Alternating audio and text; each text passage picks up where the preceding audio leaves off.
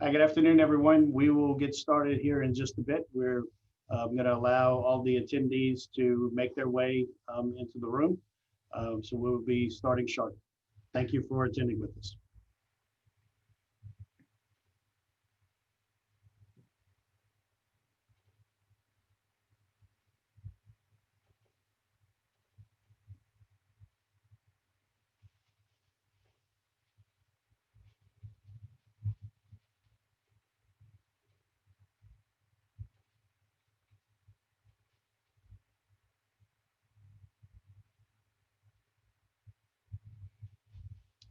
Good afternoon, everyone. We'll give a few more seconds for some folks who are joining us to get into the room before we get started. But we want to thank you again for participating with us today to come and see the findings of our study.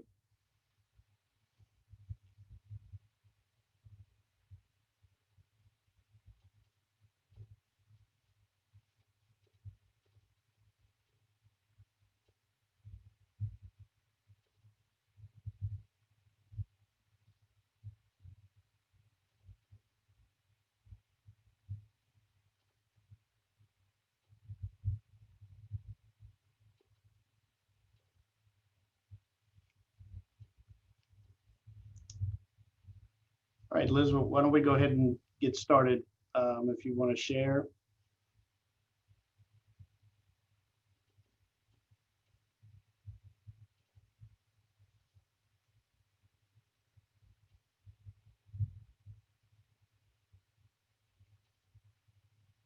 No, back to the first slide. I'm sorry.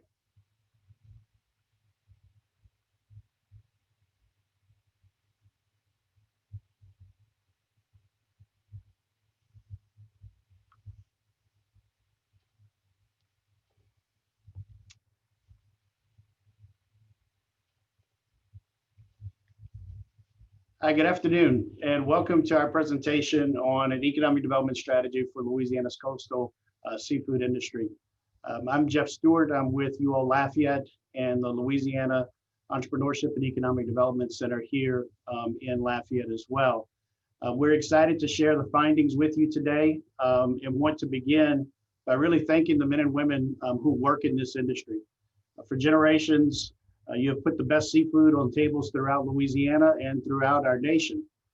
It is a privilege for our team to be able to work with each of you as we've gone through this process and to collaborate with you all as we started to develop an economic development strategy for the future of this industry. Next, I'd like to recognize the support that we received in this research effort. We have two funding sources for this process, and the first is USDA Office of Rural Development here in Louisiana. We really like to thank them for 2 rounds of funding for this coastal supply chain work. And in particular, we'd like to thank Mr. Roy Holloman, who you'll hear from in just a second, but also Ms. Mary Kirk Lewis in the USDA Rural Development Office for all of her help over the process of these studies. Next, I'd like to thank the Louisiana Seafood Promotion and Marketing Board, Lieutenant Governor Billy Ungesser, Ms. Samantha Carroll with the Seafood Promotion and Marketing Board, as well as all the board members there for having confidence in us to take on this initiative and seeing the insight that could potentially come from this work. As we move forward here, I'd like to introduce you to the research team that helped to pull this economic development strategy together. So starting with Thomas Email, who a lot of you in the seafood industry know, Thomas works with Louisiana Sea Grant as a seafood industry specialist. Then we have a team from the Meridian Institute, and 4 members from there. You're going to hear from Megan Massaw in just a second, but we also have Madeline Smith, Deb Atwood, and Mike Lesnick, who brought a world of experience to this process, really brought us a great perspective of working with other regions throughout the United States, but also working with ag industries and seafood industries in other parts of the world as well. So at this point, I'd like to turn it over to my colleague, Megan, who will get us started with some of the background on the study. Oh, I'm sorry. I messed up here. I was supposed to bring comments from the Lieutenant Governor and from Mr. Roy Holloman. So I apologize for that. So we have welcoming comments from Lieutenant Governor that we'd like to start with now.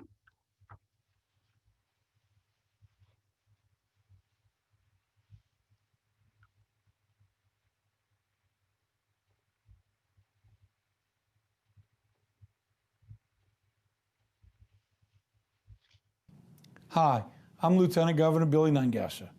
Through the Louisiana Seafood Promotion and Marketing Board, I am pleased to help fund the Seafood Supply Chain Study.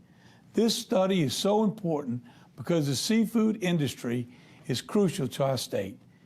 It not only has a great economic impact, nearly $2.4 billion a year in Louisiana, but seafood stimulates our culture, our economy, and helps define our people.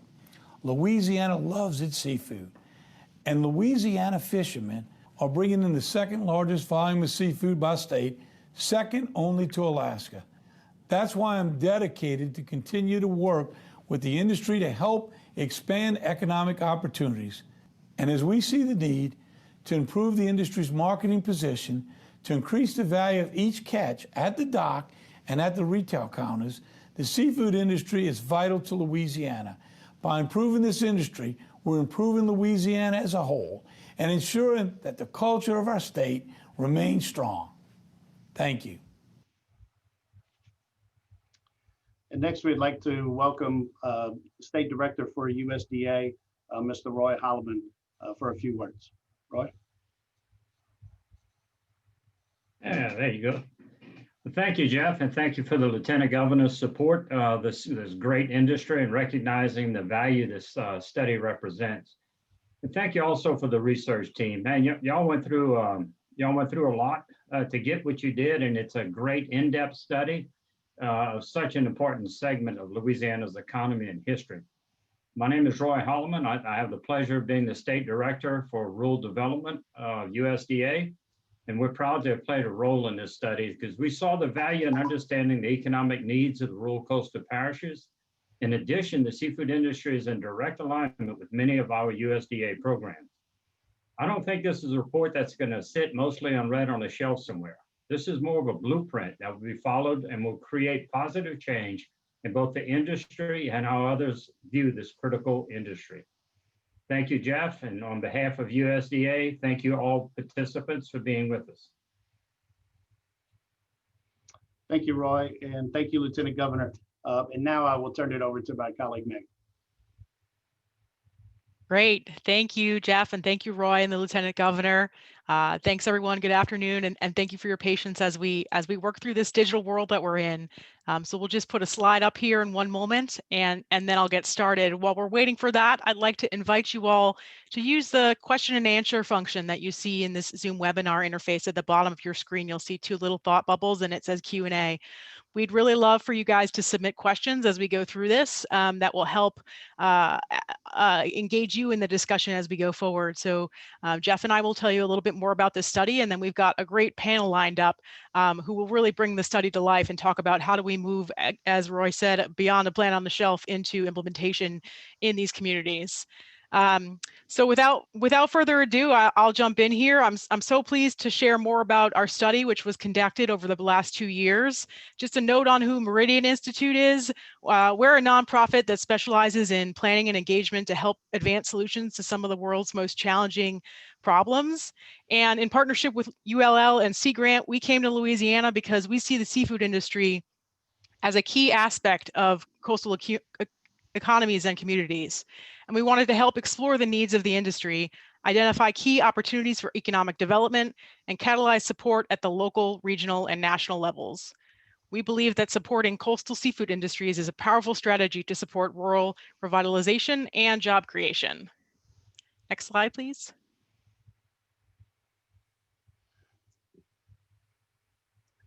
Okay, I'd love to tell you a little bit about our research approach here.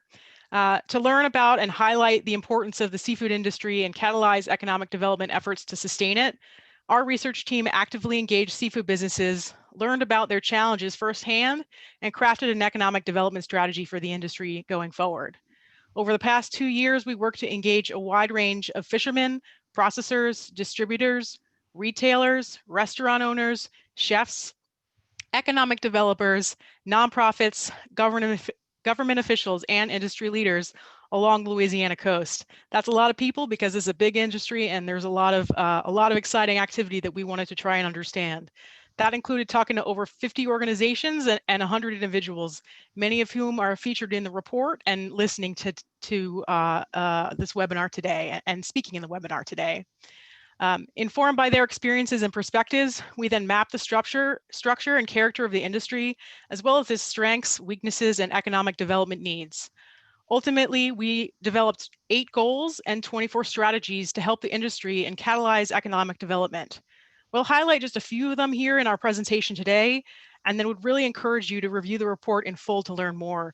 You can find a link to the report in the chat function where my colleague will be sharing information so that you can go online and review. They're both a really helpful executive summary as well as the report in full. Next slide, please. Before I hand it back to Jeff to get into some of the details of our research, we'd just like to note how hard 2020 has really been on the seafood industry and the state as a whole. We took much of that into account in the writing of this report. We were going through it all with you and wanted to ensure that the strategies that we developed were both timely and effective given this challenging time. The pandemic has disrupted supply chains and impacted many businesses, shuttering restaurants and with ripple effects throughout the seafood economy. In addition, 2020 has been the most active Atlantic hurricane season on record, with 8 major storms in the Gulf, many of which have directly impacted Louisiana and in particular devastating the western part of the state. These crises has hit Louisiana's seafood industry particularly hard, but have also created an opportunity to refocus state economic development efforts on local food systems and supply chains, supporting local businesses that can adapt to disruptions and improving the overall resilience of communities. For example, there's been a major uptick in direct-to-consumer seafood sales as innovative fishermen work to maintain their livelihoods and communities. Now I'll turn it back to Jeff for more on the report's findings. And you can go to the next slide.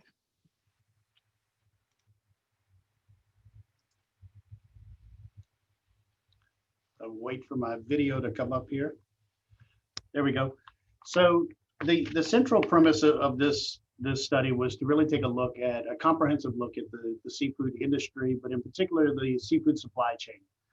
We have historically a lot of work in the seafood industry, but we lacked a little bit of depth in really looking at the moving components of what it took to get a boat out on the water, to get things into dock, and to get those things over to markets. And as the Lieutenant Governor alluded to in his opening comments, we know the value of this industry, and we recognize that it's the number 2 volume producer of seafood in the United States, but it's also the number 4 value producer of seafood within the United States. And as a number 4 producer of value, it sounds great, but we believe as a team, and after doing this work, that there's value that we're leaving on the table, and there's a lot of opportunities for us to improve the value of the catch at the dock, but also the value that we get, when we're selling to wholesalers, selling it to retailers, also selling through our restaurants. In our 4 big areas, what we see is that, oyster right now, value of oysters at a little bit over $7 of average price per pound. Shrimp is $1.44 a pound. Finfish, we got a variety of different types of finfish, so a lot of fluctuation there. A little bit over $1, and crab at $1.39 a pound. But we do have significant volume here. We have a lot of participants here. We have a lot of great small businesses, and really the encouraging thing is we have a lot of innovation from big companies to small companies. There's a lot of innovation, and the entrepreneurial spirit that we know that we have in Louisiana is alive and well within the seafood industry. Another thing to point out is the Lieutenant Governor mentioned a $1.4 billion economic impact on the state's economy annually, but the industry also has a little bit over 8,500 people that work in it on a day-to-day basis. So if we could move to the next slide, we took a look at the overall supply chain, and you'll see a lot of different sectors here. So starting on the left-hand side of looking at all the inputs. So what does it take to get a vessel out on the water and to actually go out and to fish and to produce? So we looked at everything from shipyards and boat launches to fuel suppliers, all the way down to ports and economic development and financial institutions as a place, a starting point to get this process moving. So then naturally we have the seafood production aspect of, the fresh and frozen operations that we have that are coming off the water. We have docks and buyers, processors, packaging, warehousing. So you could probably guess the categories that we have here, all the way down to the retailers. But we're going to talk today about a few of these areas in depth. And one of them in particular is the warehousing aspect of the supply chain, and then also the transportation and logistics aspect of the supply chain.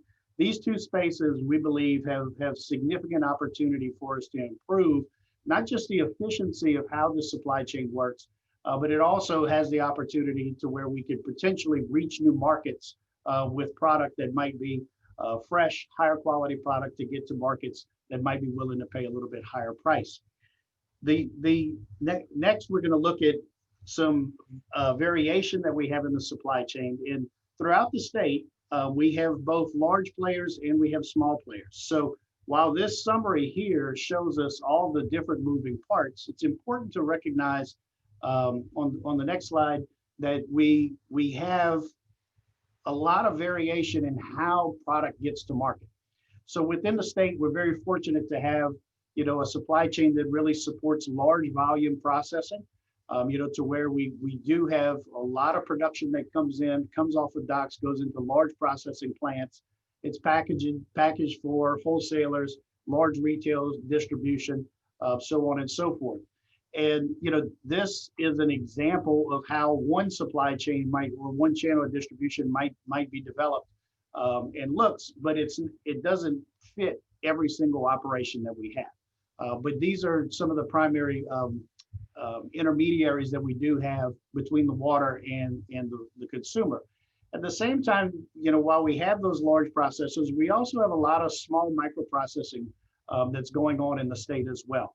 So these are smaller producers coming in on smaller docks naturally, but these could be processing plants that are taking place at somebody's, location, really small kind of more craft brands, so to speak, and there's packaging and storage on site, but then we have order fulfillment.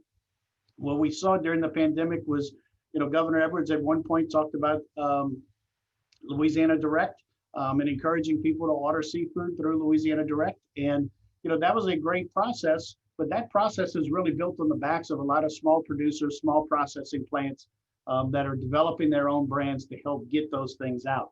So as we move through, a lot of these things really started to come to light because it's not a one size fits all in terms of the economic development strategy. We have to have some diversity in our strategy to recognize the needs of our large processors, large wholesalers and distributors, but also the needs of our small microprocessors and the small brands that we have that are really emerging and doing some innovative marketing things as well. So if we could go to the next slide, we jump into a SWOT analysis, and this is really an overview within the report. You're going to see a lot more detail on each of these areas, but I wanted to just highlight a couple of these things real quick.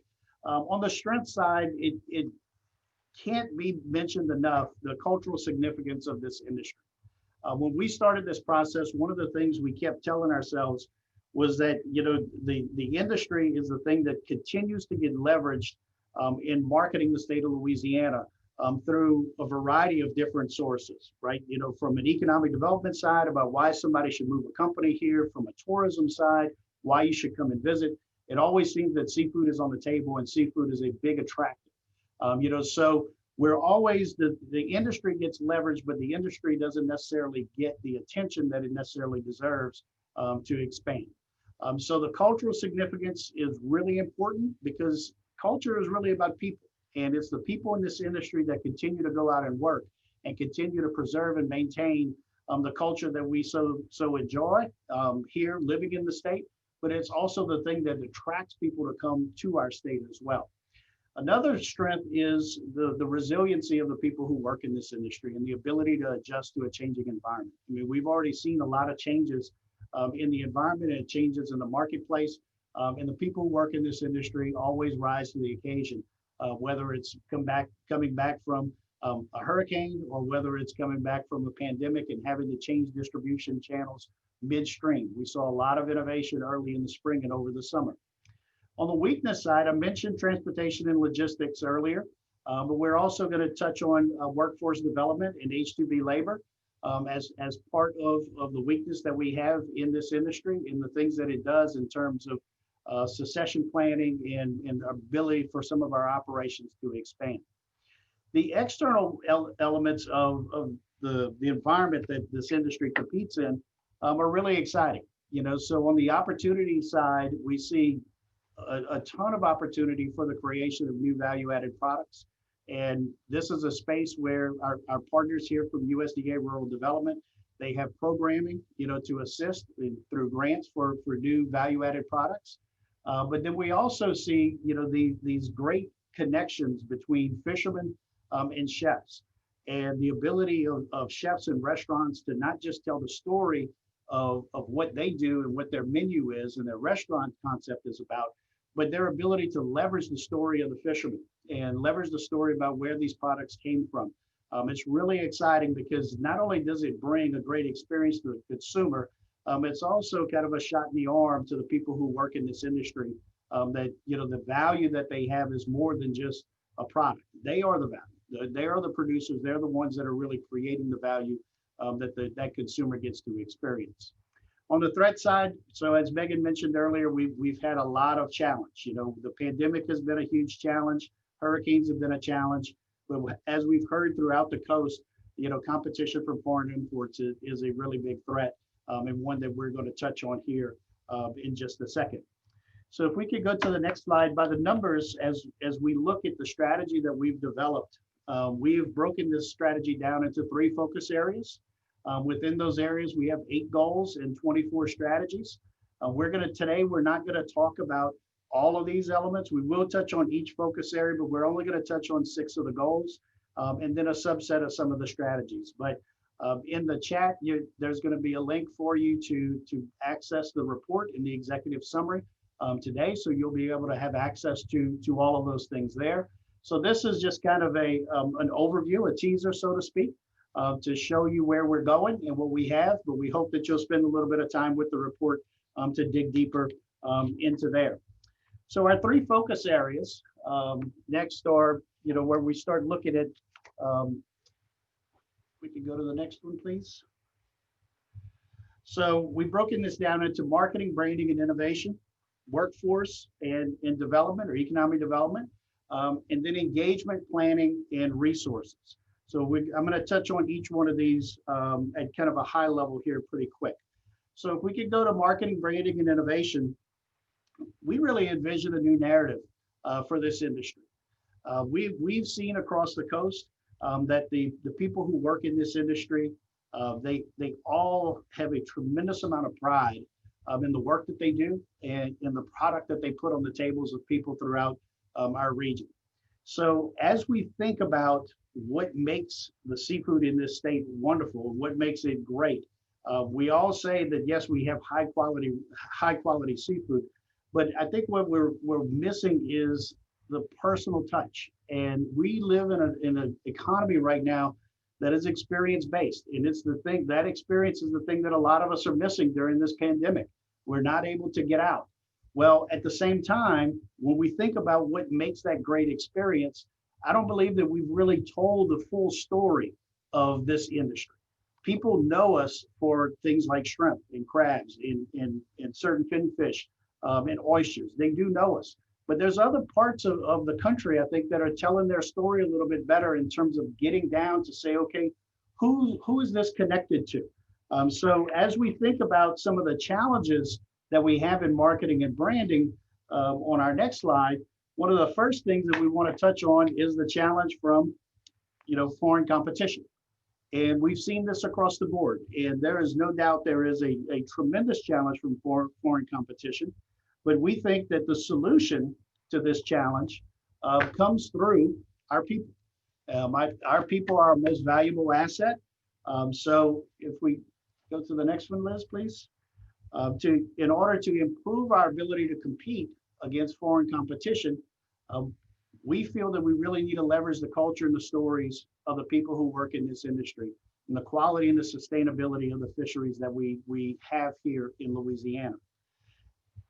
We did hear quite a bit about, the negative effect that foreign competition has on Louisiana seafood prices. While we hear a lot about foreign competition, what we didn't hear a great amount about was, why should somebody buy ours? There's a lot of talk about why we shouldn't buy theirs, but there wasn't a whole lot of discussion about why should somebody buy ours.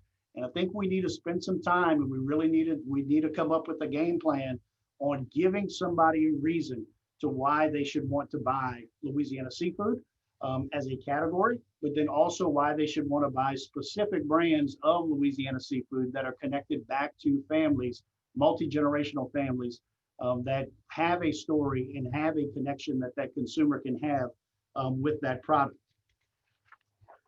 The next focus area that we have is on workforce development.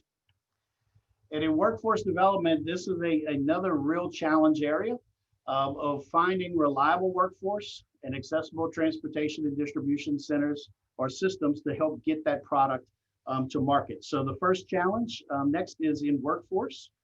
So many of our business owners, they see labor as one of the most critical bottlenecks that they have within their operation. Whether it's picking crabs or working in processing plants or working on boats, having available labor is a tremendous challenge here. And this has been a challenge that is not something that's recent. This has been a historical challenge of this industry. One big issue that we have with workforce development is sometimes it feels, or the people in this industry feel, that workforce is something that they have to try to solve themselves. And this is a place where we really feel that people could surround this industry to really start to support them in the issues related to workforce. So the solutions that we have, on the workforce side, we think that we need some innovation. And so while educational programs have been discussed in the past and talked about it, we think that we really need to start looking at educational programs that reach a little bit younger. So on the agriculture side in our state, we've got programs like 4-H that do a really good job of exposing young people to opportunities and careers in the ag space. And this is a model that we think that we can borrow from to start to expose young people to the fisheries, to the seafood industry, and the things that we have going on within that industry as well. But at the same time, this is a space where we need to figure out ways for this industry to start partnering, not just talking, but partnering with our educational partners throughout the state, whether it be at high school levels, community colleges, technical schools, four-year universities, whatever it may be. But we need to have more serious alignment around the priorities to where the educational components of our state really start to bring programming to this industry and don't have to just rely on the industry to figure out how to solve these labor issues by themselves. The federal H-2B visa program is a challenge. And this is one of those places where the seafood industry has fought this fight for a long time, but can really use the help of other people, whether it's at the state level, in the Department of Labor, whether it's with our workforce commissions. We need to help amplify the voice of this industry and their labor needs to get up to that federal level to where they're better represented and people really understand what the true needs of the industry are. Okay, so our next challenge area is shifting a little bit from workforce, looking over to the economic development side. And I've mentioned this earlier about transportation and logistics. So this area is kind of the black box or a black hole, I should say, within the industry. There's a lot of unknowns around logistics and transportation. It's something that, when product gets on a truck, it goes somewhere else. And then, it's the next person's task to do something with it. As we worked with our colleagues at Sea Grant, and as we listened to people in this industry talk about transportation and logistics, we also met with some shipping companies like Refrigerated Express out of Florida and they have a terminal in the New Orleans area near the airport. And Refrigerated Express is here. They're ready. They want to move fresh product. They have reach that could get all the way up to the Northeast and into Canada, and they could go all the way to the Northwest and into Vancouver. So they have the reach. The challenge is it's not their responsibility to go out and find the customer for somebody who currently has the product. So if we can assist companies in identifying new markets, identifying new customers, there are logistics service providers available that can help us get that product there. So on the solution side for transportation and logistics, we see a couple things. So one is these partnerships with these third-party logistics providers to where they better understand what's available along the coast. And then as producers and processors, we better understand the capabilities of them and where they can get us and what access they could help us create within other markets. Another big area here is in the area of cold storage capacity. So we heard about cold storage capacity from Cameron Parish all the way over to St. Bernard and into Orleans. And cold storage capacity is one of those areas that if it's not located close to you, it starts to, you have to start incurring more expense in order to go out and transport product to that facility and have it stored. But there is quite a bit of interest in this area, starting in Iberia Parish and all the way over to the Jefferson Parish area. So there's some movement in this space. So cold storage capacity is one that I think our economic development partners have recognized. And there seems to be a lot of interest in moving towards developing a little bit more capacity there.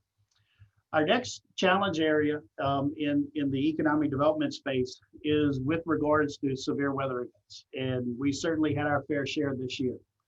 But without affordable insurance to help rebuild, a single flood or storm can really put these small businesses in a bind.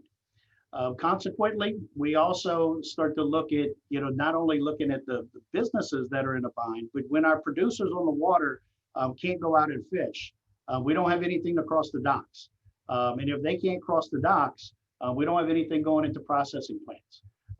So the entire seafood supply chain becomes very vulnerable. It's not just the businesses that are impacted along the coast. So solutions that we see here are really about creating some infrastructure to help preserve and safeguards the assets that we have that are working on the water. So one area in particular is looking at safe harbors. We have some of this infrastructure on the eastern side of the state, but on the western side of the state, we do not have that infrastructure right now. And we saw the impact of Hurricane Laura as it went through the Cameron area, Calcasieu area, and the impact that it had on vessels there. So having some of that infrastructure would really help to mitigate some of the risk associated with these storms, to where we could get boats back on the water, and then we can start getting product crossing those docks a little bit quicker. The other thing is looking at upgrading coastal infrastructure to withstand severe weather events. And this is one that we also look at Hurricane Laura for some evidence as to how the investment in these infrastructures play a critical role in helping the supply chain get back up and running. So after Hurricane Rita, the Port of Cameron really worked to develop a facility there that could house a shrimp processing plant and really use a public-private collaboration as a method of getting some activity in the seafood industry. Having that facility utilized took some time, and unfortunately, right before Hurricane Laura came through, we saw Shallon DeLon and Tommy Seafood moved into that facility, opened it up, and started buying shrimp and crabs there, and really was an injection of not just resources, but an injection of confidence and a belief in the industry again in Cameron Parish, and we saw a lot of momentum coming through that. Well, Hurricane Laura comes through. You all have seen the effects of Hurricane Laura there, but the facility that was built after Rita really withstood the effects of Hurricane Laura. And Shallon's team was able to get in there shortly thereafter, open up, and they were able to start providing ice and those kind of things for other people who were cleaning up afterwards and those kind of things. So we know that the investment in new infrastructure that's engineered for the storms that we're experiencing today, those investments can really withstand some of these storms, but also helps to create a little bit of, or I shouldn't say a little bit, it really facilitates the reopening of the supply chain shortly thereafter. It gets people back to work. And when we get people back to work in our communities, we start to get money flowing again in those communities, which really helps with recovery. So our last focus area that we want to talk about is in the area of engagement, planning, and resources. And this is one where, you know, I think we have a tremendous opportunity as a state, not just as an industry, but as people in the state, decision makers and leaders in the state of Louisiana, from the economic development side, to really look at this industry a little bit different than maybe we have in the past. So in one of our meetings that we had, you know, someone pointed out that, you know, if the seafood industry went to the legislature, they would all bring something different. There's not a single voice that's coming out of the seafood industry saying what their needs and what their priorities are as an industry. You know, which is a fair point. But at the same time, the seafood industry really does not have an entry point, a clear entry point into state government, let's say the way that oil and gas has with Department of Natural Resources, or agriculture, sugarcane has with Department of Ag. So, you know, the seafood industry is a little bit spread out in terms of Wildlife and Fisheries, Seafood Promotion Board, Lieutenant Governor's Office, you know, economic development. So there's not a clear path, but at the same time, we really felt that it wasn't entirely fair to look at the industry and say, you know, until y'all could come up with your own single voice and your own single priorities, you know, y'all need to get back to work. A lot of the businesses in this industry, we have to remember, are really small, and they're small. They're owned by, you know, one or two people. They're family based, and they're working every day. So the work that leaders in this industry do in terms of lobbying and going to Capitol Hill and going to Baton Rouge and all those kind of things, that's after they've done their work during the day, or that's them postponing to do something while they go to a meeting in the morning and come back that evening. You know, so this is a space where we need some collaboration in the state of Louisiana. We really need the industry to take that step to move closer to the agencies there that have some resources and have some capabilities that can help. But we also need those agencies, in particular economic development agencies, to also take that step to them to assist and guide and lead, because again, a lot of these are small businesses. So when we look at industry coordination, this is at all levels, and this is starting at a local level with economic development, parish level, region, moving up to the state, but then also looking up or reaching up to the federal level. You know, and I really like to commend USDA Rural Development, the work of Roy Holloman and his team, and the work of Dr. Kerry Castile before him, you know, in embracing this industry in ways to where they really started to bring together a portfolio of programming that could be tailored to the needs of the seafood industry, and having those things there available for the industry to start to apply, right? So I mentioned value-added producer grant earlier, but mixed in there, we also have agencies like Louisiana Sea Grant and the work that Thomas Ebel and the other agents in the field actually do with our seafood industry partners. So they're reaching out to businesses and they're helping, giving business advice, giving marketing advice, branding advice, to start to put those pieces together. One of the spaces that we're missing is the ability of agencies to really help some of these organizations to develop grant portfolios or grant applications, develop business plans, develop marketing plans.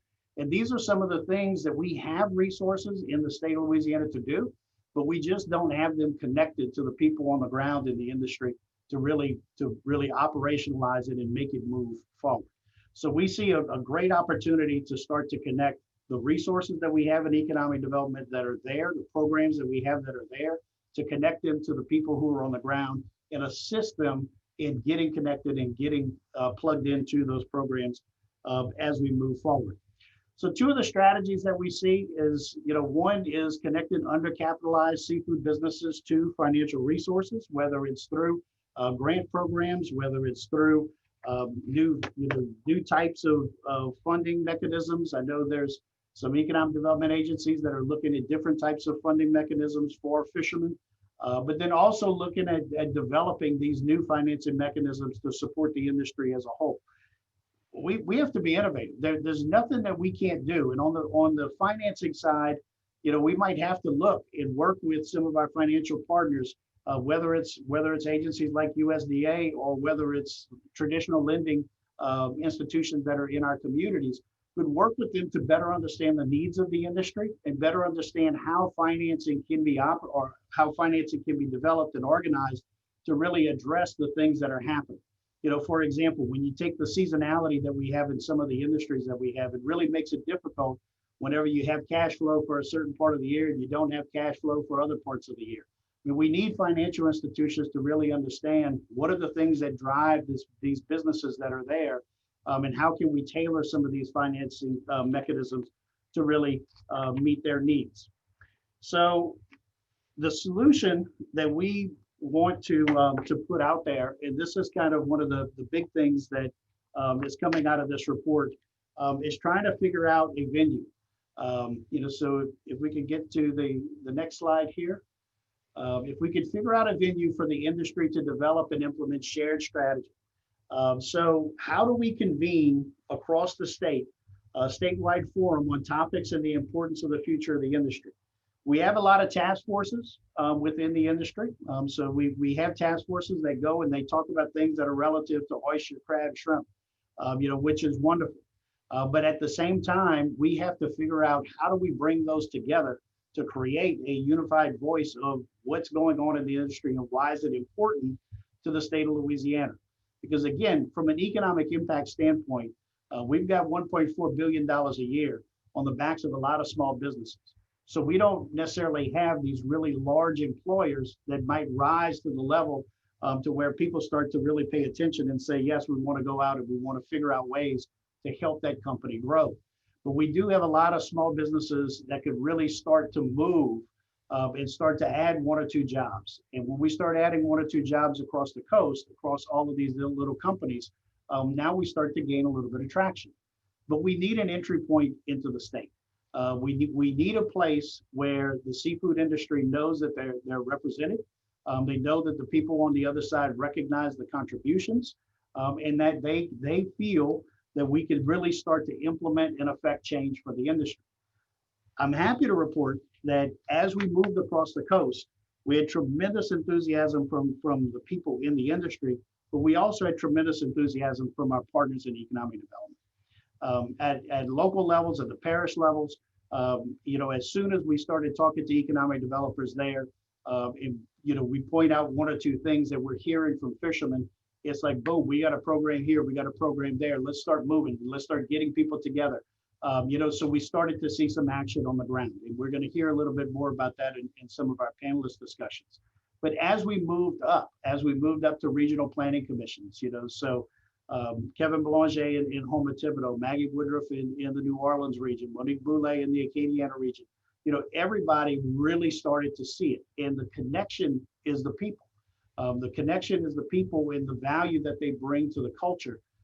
So our economic developers understand it, they see the opportunity to do it, and we've started to have a lot of those discussions. Then as we move up to the state level, from the Secretary's Office of Economic Development, Mr. Brad Lambert's been a great advocate. Brad has been one, continuously sending our research team situational awareness, information, things that are happening in the legislature, whatever it might be. And they really have an interest, in this industry and where this industry goes. Now it's a matter of we need to take the next step. We need to start to figure out how do we start to formalize some of these connections to where we make sure that the people who have the resources and the programs on economic development are really tied into the needs. And when the industry needs to move, that they are able to really make those partnerships work and really help us to make the next step. So that rounds out kind of a brief overview of our 3 focus areas, but we wanted to talk to you all next about where we're going in the future. So, the implementation side of this, next slide, Liz, please. The implementation side of this is really important. One of the things that we heard from the industry was, what we don't need is just another report that's going to sit on the shelf. And that is not what we focused on. That's not what we wanted to produce. And we really put together some action items that I think we have partnerships with now from the economic development side and the industry side that we could really start to move the ball forward on. So as we think about implementation, our team is going to take this report, and we're looping back with some of the areas around the state where there's particular interest in some of these action items. So as we finish up the grant work, we're finishing up our task here really by taking these suggestions and recommendations and going back into the field to work with people on figuring out an implementation strategy for a lot of these action items. But the other thing we wanted to announce, which we're really happy to announce today, is through continued support from USDA Rural Development, we are going to now expand this study to move away from the coast of Louisiana and start to move inland. So we've looked at the coastal supply chain throughout the state, our 10 coastal parishes here. But now we're going to start to move from St. Martin Parish up through St. Landry, Avoyelles, Rapides, and then into the area of LaSalle, Concordia, and Catahoula parishes there, which is a freshwater fisheries that really has not been explored very much. But it's a fishery that has a lot of value. It's a fishery that has some products that are very unique and very different that I think we could plug into the seafood supply chain that we have along the coast to maybe make it a little bit more diverse. And when we think about transportation companies, one of the things that they all operate on is, they don't want to send a truck someplace where they can't fill it up with product. So they need to have a truck full. And if they can't have a truck full, well, that truck's probably not going to reach there. So the more product that we can get, the more product that we can consolidate, the more opportunity that we have to fill up trucks to get those things on the road to potentially open up new markets for our entire industry. So that's where we're heading next as we move into the new year. So at this point, I'd like to turn the program over to my colleague, Thomas Ebel from LSU and from Louisiana Sea Grant to start to moderate our panel discussion. So Thomas.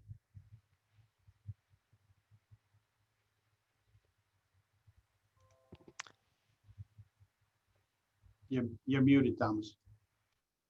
I'm unmuted. Okay, can you hear me now? Okay, we got me. Okay, so thank you all, and we're going to move into the panel discussion now. And so we have 4 panelists that you're going to hear from. I'm going to pose a question to each of them, and you can also submit questions through question and answer. But we're going to start with Lieutenant Governor Billy Nungesser, who will be with us.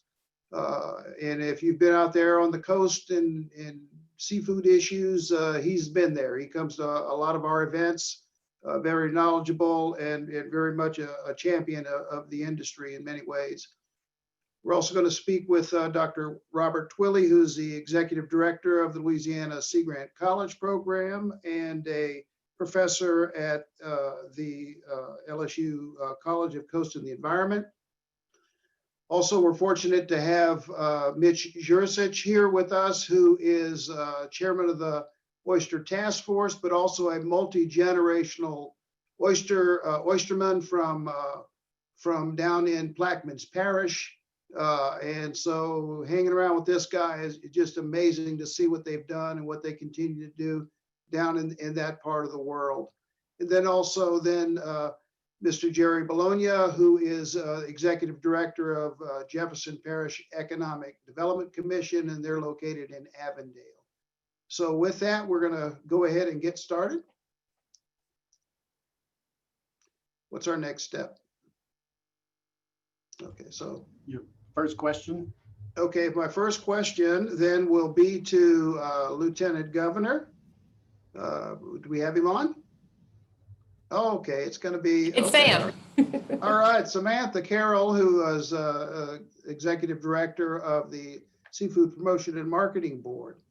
So the question that we have is, during this pandemic, the Louisiana seafood industry portion of the CARES Act funding really didn't match up to our annual volume of seafood. It seemed like a lot of states got more than we did, and we're a much bigger seafood industry.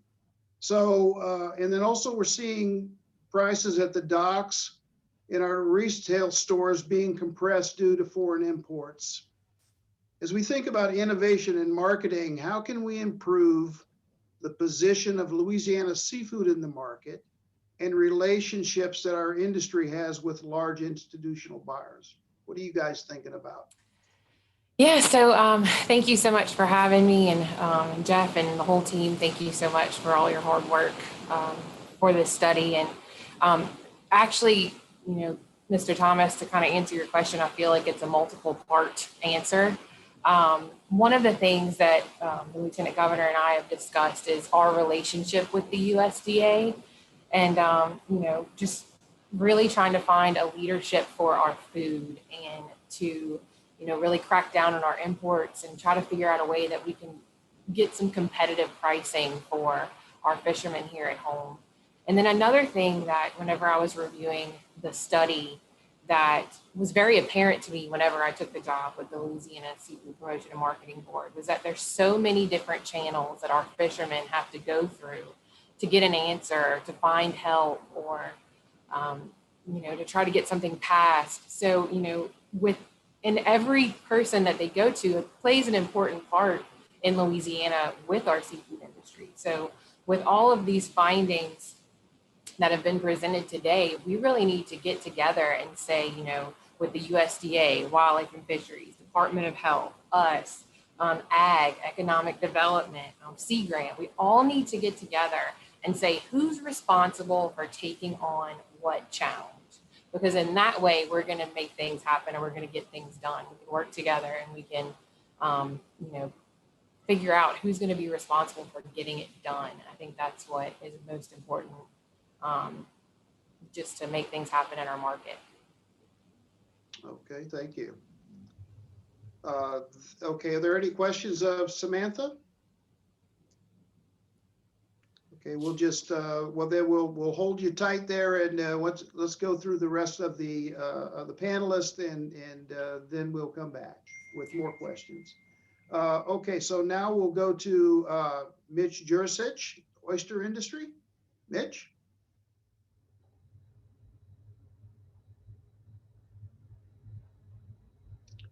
See, we need Mitch's video and his microphone.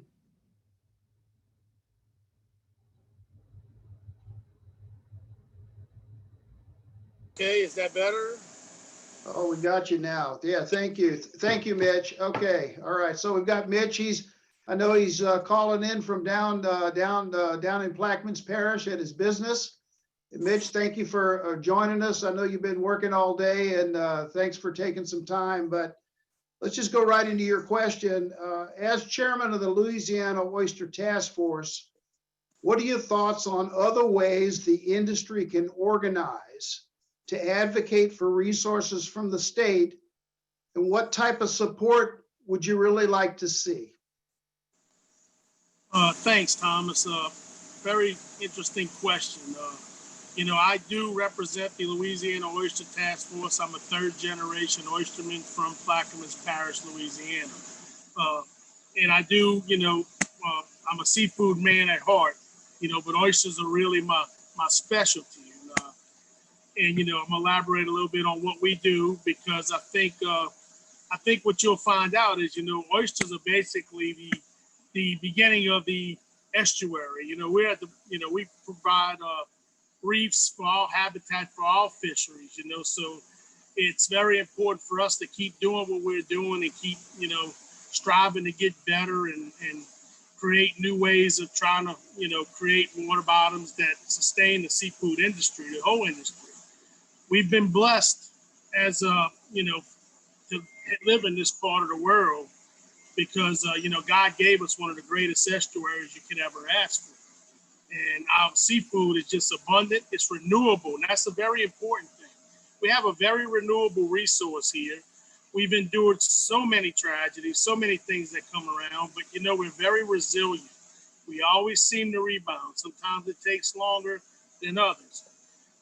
The one of the problems we're having here lately is, since so many things have been going on with the river rising, the record levels in 2019, the hurricanes of 2020, the COVID situation has totally devastated all of our fisheries, because people have to go out and eat, and they're not going out to eat. Seafood is something you people go out to eat, and we're not getting that. It's not just a localized event. This is a worldwide event, so it's affected us tremendously. And what's happened is a lot of, I think, and especially the oyster industry, we're losing sight, with what we need to do. Some of our state agencies are starting to focus on other things, and one of the main things is coastal restoration. And we seem to be, coming to, it's like they're taking on that battle and kind of forgetting the fishermen, sort of, in a way, the way we used to operate, and trying to develop new ways for us to operate and deal with coastal restoration. Well, as an oyster farmer, I can tell you, we've been advocates of coastal restoration for generations, since the dawn of time. We build the water bottoms. We will build the water bottoms daily. We're adding to the coast. We've been advocates of this long before it was cool to be in it. And we reap the benefits of having a bountiful harvest, but we don't go out there and we don't look for the glory in what we do. Our glory comes in when we realize that we're still number one in the world in oyster production. And that's where we get all of our glory. It's not, we don't go out and chase it daily, but we're getting lost in the mix a little bit, because, as important as we are, we're having a lot of issues, with some of our state agencies and even our local legislators. We're having to prove ourselves time and time again. And it's hard as fishermen, because we grew up working with our hands and, hard work, back-breaking labor, to try to, get the point across. We're still doing what we do. We're doing the best we can. Please let us teach you. Stop trying to teach us, because we're the teachers in this whole thing. And we feel like, we're not being heard as loudly as we need to be. So that's one of the things that we need to really work towards. I've heard earlier in this comment, about the seafood industries working together. And we're working on a plan to get there too, to work with several of the other industries, because, power comes in numbers. And, even though we're all different, we all are blessed to live in this estuary where we all produce some of the finest seafood in the world. Hands down, I'll take that argument when I go to heaven. I'm gonna take it to heaven with me and argue up there, because we know what our seafood tastes like. We know the freshness, and and this stuff. We're just so blessed, and I don't want to see us get blinded and caught up in the red tape of things, and we start bickering and everything, when we should come together. And right now we're looking like we're trying to come together, but we're falling apart. And that's one of the scary things in our industry. As oystermen, and as chairman of the Louisiana Oyster Task Force, it seems like we're always defending our industries now. We shouldn't be defending them. We should be promoting them. Our public resource, in the oyster industry, from the public sea grounds, is dismal. We have very little resource available anymore. And, we need to fix that. That's one of the things we need to work together to fix. Our public resource, we sit on top of some of the most prolific public oyster sea grounds in the world, and they're dormant. They're dead right now. We need to fix that. God gave us that.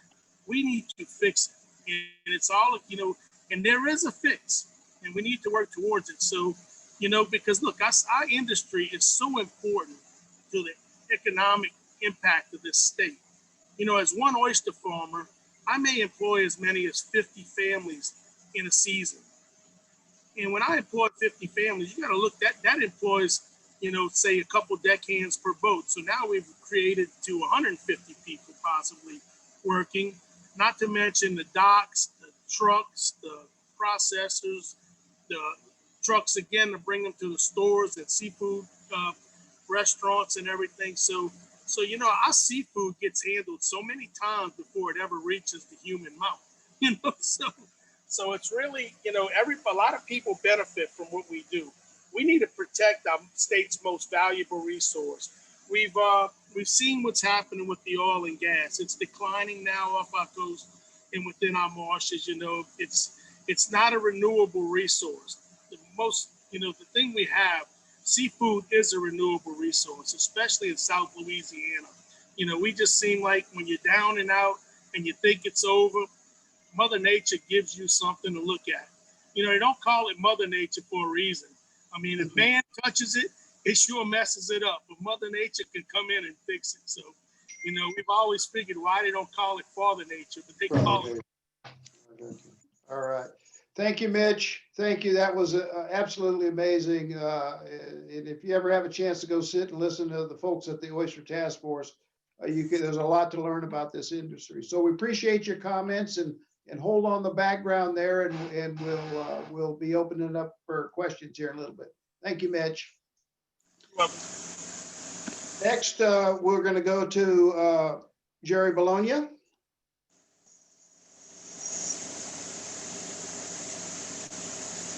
Hey, Thomas, how are you?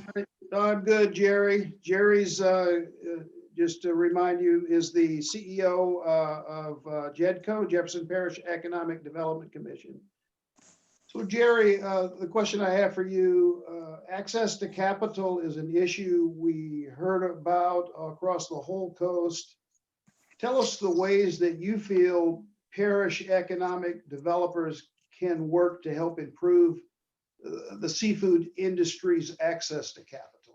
Sure, and thank you for having us, because this has been a critical sector for us in Jefferson Parish historically. But I think as local economic developers, it starts with recognizing the importance of the fisheries industry and the seafood industry. As we sort of recognize that previously ancillary, we decided to codify that in our strategic plan several years ago. So we actually recognize the seafood industry as one of our 5 target industries in Jefferson Parish, just as we do technology and other industries. But we also know and recognize that the seafood industry has faced challenges. Declining industry for years, and then you compound that with hurricanes and oil spills and all of the other challenges that we've seen here. The industry has been faced with a number of hurdles to overcome. So when you look at that, then you step back and say, what as local economic developers, what can we do to impact this industry? We decided the one way that we could help is by providing better access to capital. That is a challenge for many in the fishing industry, just as in other industries where people focus on their craft or their work and don't always focus on the business side. In the fishing industry, they have traditionally not had the access that other industries have to the banking and the finance side. So we have done that over the years by providing technical assistance, trying to target some of our efforts on the business retention side to the fisheries industry. But one of our efforts more recently, coming out of our strategic plan, is to position a fund. Well, we're calling the JEDCO Fisherman Fund right now, and we're in the final stages of setting that up. But a financing program that is specifically geared to helping our folks in Jefferson Parish that are in the fishing industry access those funds, whether it's to modernize their equipment, purchase new equipment, expand their businesses. Those are all things that have secondary impacts, as it's been mentioned by Mitch right before me. It's not just the oystermen or the fishermen. It's all of the industries that serve those folks, and it compounds from there. So we have great hope for our fisherman fund that it will help our industry here in Jefferson expand, and we certainly offer ourselves up to other parishes to help provide a roadmap for them as to how to set up these types of programs, because it's not just important for Jefferson Parish, it's important for, in particular, Southeast Louisiana, Southwest Louisiana, along the Gulf Coast, but our entire state really benefits from our fishing industry. And we appreciate the Sea Grant program and your input into our economic development strategic plan, because that went a long way into us making this a priority. Okay, awesome, awesome. Okay, well, thank you for those comments, Jerry. And if you'll sit back and wait, we've got one more panelist, and then we've got some questions I see that are going to be coming out from the group. So if we could move on to Dr. Robert Twilley. So Dr. Twilley is one of my bosses, one of my many bosses. So Robert, and Robert again is the executive director of Sea Grant and also a professor at the LSU College of Coast and Environment. So Robert, Sea Grant has established the Louisiana Fisheries Forward Program, the Louisiana Direct Seafood Program. We have a Marine Extension Program that works in all the coastal parishes on many, many aspects. We have specialists on campus that help with in the seafood world with economics and with seafood processing. And so as we proceed forward, raising the value of Louisiana seafood at the dock is dependent upon our ability to get higher prices in the market. In your opinion, where does the Louisiana industry need innovation, and what resources are needed to make that happen? Great, thanks, Thomas. And I first, I want to compliment the team. This is last night I spent some time on the report, and it's very well done, very readable. It's pleasant to the information is presented extremely well. And related to your question, what I really liked about it, I think it's something we at Sea Grant has always been a part of our vision, is has a very much a systems view. And I think this supply chain management conversation is exactly what's needed. It's very timely, and I think the elements of what was focused on as far as challenges and solutions, there's not a lot that I can add to that, but I do want to make just a few comments to sort of strengthen, I think, the importance of this report.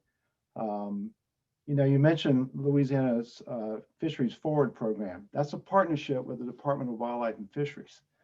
The Department of Wildlife and Fisheries and Sea Grant, I think is an example of where the state does put a lot of focus, a lot of effort on the supply out in the environment, out in the ecosystem. Just like Mitch said, it is the most productive estuary in the world. It's renewable, and I would just want to emphasize how important that is. But with Wildlife and Fisheries and our efforts with Sea Grant, the state, helps protect the stock, what is out there in the environment.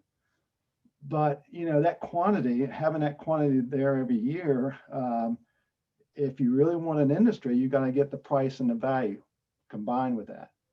And that's where things aren't as concentrated and the effort is not as systematic as it is when we talk about protecting the stock out in the environment. Sea Grant has three focus areas. One is healthy coastal ecosystems. The second one is a productive fisheries industry. And the third is community resilience. And those three, when you look at this industry, they're all interconnected. if you have a healthy coastal ecosystem, that's the start that gets the stock and it gets the commodity on the boat. But you got to have a market to get that value. You got to have the price. And I think the elements that have been suggested in this report as far as innovation speak to that. What we need to work on: cold storage, transportation, making these things connected. We need a concentrated effort in those areas as much as in the economic development areas, as much as we do on the healthy coastal ecosystem side. Because I'll tell you, and it's already been said, and we saw, and you see it, as throughout the coast. If you have a healthy coastal ecosystem, and you have the infrastructure for the fishing industry that can manage the entire, all the dots that are part of that supply chain, and opening up markets and connecting the productivity of our estuary to the demand in the markets, you'll have resilient communities. And so it's very important that, we as a state, we look at all elements. And my hope is that, that this report will give us that chance to focus. And I'll add one other component to that. And that is, the call for a time for us to focus our efforts on that supply chain. You've been very much involved in the Fisheries Summit. That has been a big part of our partnership with the Department of Wildlife and Fisheries and with the Lieutenant Governor's Office. And we've had a lot of partnerships with our parish partners to put on that event. Now it's every 2 years. I would love to see, this report help us expand that summit, bring in elements that we can to focus on all elements of the supply chain and not just the environmental side. And I'll just add one other final comment. And I want to pick up on something that Mitch said. I also, as Sea Grant Director, given those three elements: healthy coastal ecosystems, productive fisheries, or productive fishing industry, and resilient communities, I would love to see our coastal protection and restoration program, and all the, I know a lot of the tremendous commitment we put into having a healthy coastal ecosystems, be in concert with our vision, with a extremely productive fishery, and harvest the wealth of our coast, as well as addressing the healthy coastal ecosystems we have in this delta, and build strength across partnerships to do that. And I know that's a challenge, but it would be something I would really like to see us walk forward in that direction. But anyway, congratulations, we look forward to helping build these bridges, connect these dots, continue this systems view of this complete supply chain, and however we can help, we look forward to stepping up. Thanks. Thank you, Robert. And Robert, thank you, and all of our other panelists. I think we're going to move now. Jeff, we have plenty of time, it looks like, and we're going to, our next step, Madeline, guide us. Jeff, would you like to make a couple of remarks, or do you want me to move into the general question and answer? Let's go ahead and do the general Q&A. Sure. So we've been getting a lot of questions submitted through the chat, which is really exciting, and we're going to try to answer as many of those questions as possible in the next 15 minutes. So I'll just go ahead and get started. I think the first question I'll target to you, Mitch. It's about the question submitted by Mary Kirk, which is, why is it so hard to get fresh seafood into Central and North Louisiana? And I think this question kind of speaks to some of the transportation and logistics challenges in the industry. So I was wondering if you have any comments about that. You're muted. Mute now. How's that? That's great. Okay. The challenges really, we have great transportation for a lot of our seafood, but you know, the problem we have, most of our oysters, they go out of state to get processed, and that's a sad situation. So when they go out of state, you know, they have to get processed, say in Mississippi, Alabama, Florida, even the East Coast, before they're brought back to Louisiana and wherever they're going to be distributed through. So that's one of the things. It's not getting them to, you know, from us getting them to the middle of the state, say central part of the state. The biggest part is most of our oysters, sad to say, go out of state to get processed. And that's something we need to look into. So I think what I'm hearing from you is it would be helpful to have some more processing infrastructure in Louisiana and develop that kind of, is that right? Yeah, it's kind of the fact that, you know, the processors in Louisiana have gone by the wayside. In fact, it's very sad that the processors, you know, oyster processors as a whole, since the BP oil spill and all these other things, the flood of 2019, have gone by the wayside. They've shut the doors and most have not reopened. So our processing field has become very small. Our challenges now are, you know, waiting to sell our product. If we get an abundance of product, it's going to be hard to sell it. And I understand that, you know, people's frustrations, but they say we can't get it. Well, sometimes we can't sell it because there's so few processors, and those processors are inundated with their sales. So, you know, it's kind of, we're really hindered in that aspect. And I'm sorry, I wish I could get oysters to everybody who wants them. It'd be better for all of us. And we hope that, you know, in the future we can get some of this reopened and back moving again. That's really helpful, Mitch. Thanks for that response. Our next question is for Jerry. And there was a question about how the Fisherman's Fund is financed. I think there's definitely a lot of interest in the chat about that project. Sure, and that's a great question. I know in attendance, looking through the participants, we have some folks on there from Jefferson Parish's Community Development Department, and really they were critical in us getting part of this funding. Each parish gets HUD Community Development Block Grant funding, and we worked with the parish to have them approve this as one of the uses for those funds. And that is the original seed money for this fund. And of course, we're continuing to look at ways we can augment this and add more money to the fund. But the initial seed funding for our financing program came through HUD Community Development Block Grant funding. Thanks for clarifying that. I think this question will pose to the panel as a whole for whoever wants to jump in and answer it. But one of the questions submitted in the chat is, what does the group recommend for Louisiana getting its fair share of congressional appropriations? And how can leaders at the state and federal level better understand the importance of the industry? So I think this question comes from a dissatisfaction with Louisiana's share of CARES Act funding that went out to support the seafood industry. That was federal funding that came down, and there was a feeling that since we're second in production, our appropriation should have been greater.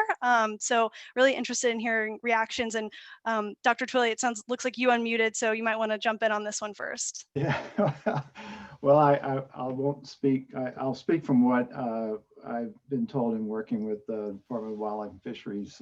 That particular distribution was based on value. And I think it goes right back to what Jeff said earlier, that yes, we're second in volume, but we're fourth in value. And so this whole idea of, you know, putting, you know, matching on the market side, you know, so that we're the most productive on the supply of our fish, but we got to match that with a very strong coordinated effort on the market side, so that we're not fourth in value, we're second or we're first in value. And so I think that would really remedy things like that. But let me also offer up one other example of coordination that was a focus of this report, which is so important. I think right now we're going through a disaster proclamation from the hurricanes. And our inability to a certain extent of really understanding what is the value of our infrastructure that's dedicated to the fishing industry so that we know exactly what to claim relative to our losses. It's striking that we are our inability to do that and to do it and just someone, you know, whose responsibility or where do we keep that inventory of all of those assets so that we know exactly when we, you know, claim for damages from storms and other events. You know, how do we document that appropriately so that we can put in for those federal grants.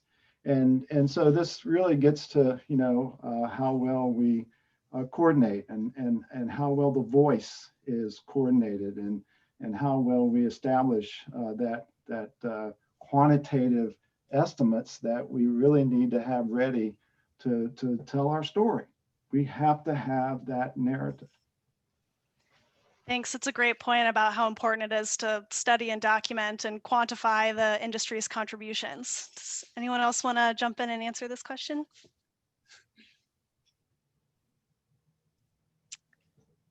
Seeing no one jump at it, I think I'll move on to our last question for the full panel to respond to before we move on to our closing remarks. So people in the chat throughout this has been, you know, really reinforcing the need for collaboration and strategic planning across the state to address the industry challenges that we outlined and identified in this report. So my question for all of you to consider is how can we bring diverse seafood industry interests together to do this type of coordination and strategic planning? And what is the role of different sectors such as nonprofits who can, you know, provide technical assistance or, you know, assist businesses in other ways versus the government versus individual business owners in addressing these different challenges? So it's kind of a two-part question, so you can kind of choose which one you feel strongly about and would like to reflect on, but how can we come together, and also how do the different interests in this space kind of fit together? So I want to kind of call on everyone to share reflections on this. Who'd like to go first? Mitch, you unmuted, so it seems like you might have something to say here. Yes, the part about bringing all the fisheries together, you have to have a major common need that all fisheries need together. We all, you know, are fishermen. We all, you know, fish the waters, the sea, you know, of our state, and we all different though, you know. But we do have one major factor, and that is to protect and preserve our coast, so our fisheries can last us for generations to come. But you know, and that's one of the things that we could come together on, and maybe it'll help us get more recognition from our state agencies and, you know, people, state legislatures and all, to know the need to keep us alive and well in our industries. And I know we all have that common ground, and that's the main thing, to bring fisheries together for certain points, is we have to come up with that common goal. And we have a lot of common goals, and that's one of them. In fact, I also, you know, as a task force on the Louisiana Oyster Task Force, we have a joint task force working group that we work with the Shrimp Task Force, the Crab Task Force, and the Finfish Task Force. But we have not held any meetings lately, but we need to get started on that. I think, you know, and reach those common, and we could come up with some common ground that we can all work together and go as one unit. It would definitely, you know, provide us with a lot more power and get our point across. But there's a main goal, and I think, you know, one of the main goals would be to you know, sustain our coast and sustain our seafood industry, and work with us, not against us, and listen to us. Let us teach you what y'all need to learn, and then we will then move. I think we can move forward in a better manner. Thank you. Thanks, Mitch. That's a great response that really speaks to a lot of the themes in this report. And Samantha, I might call on you next. Sure. Thank you. Yeah, exactly what Mitch had said. This study specifically laid out things that all of our seafood industry issues that we're dealing with. Imports is a big issue, battling with those prices. The workforce is a big thing too. I loved seeing the proposal of possibly working with 4-H and getting the industry in the forefront to our kids in classrooms so that it's an option to join the seafood workforce and all that it has to offer. So coming together is the big thing. This is what we're doing now, and we need to do more of this with all of the teams that are represented here today. Plus, there's a few more that we could have present to really tackle and narrow down what our solutions are going to be. Because I think with all the minds that we have here today and the study that has been brought forth by you guys and Jeff and the team, we know the answers. We just need to make sure that they get done. Thanks, Samantha. Jerry, I'll turn it to you next. Sure. Thanks, Madeline. And really, I want to expand on what Mitch said. And it's no different than what we see in economic development in any industry. And that is there are many interests. Those interests tend to be fragmented because everyone has a different role to play. And with respect to whether it be the government side, the private business side, or the nonprofit side, it's a matter of coming up with that value proposition that everybody buys into so that everyone can row in that same direction.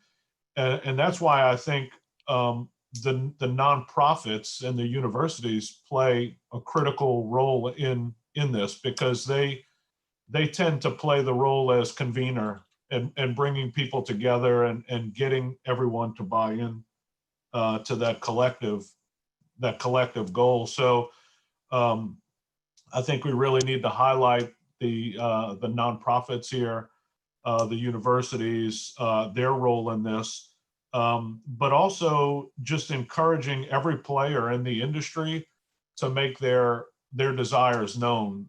You can never underestimate your voice, whether it be at a parish council level or state at the state legislature or our federal delegation. You have to continue to raise your voice and continue to keep this at the forefront, because that's the only way items tend to get noticed, is if there's that collective voice and it stays at that constant drumbeat.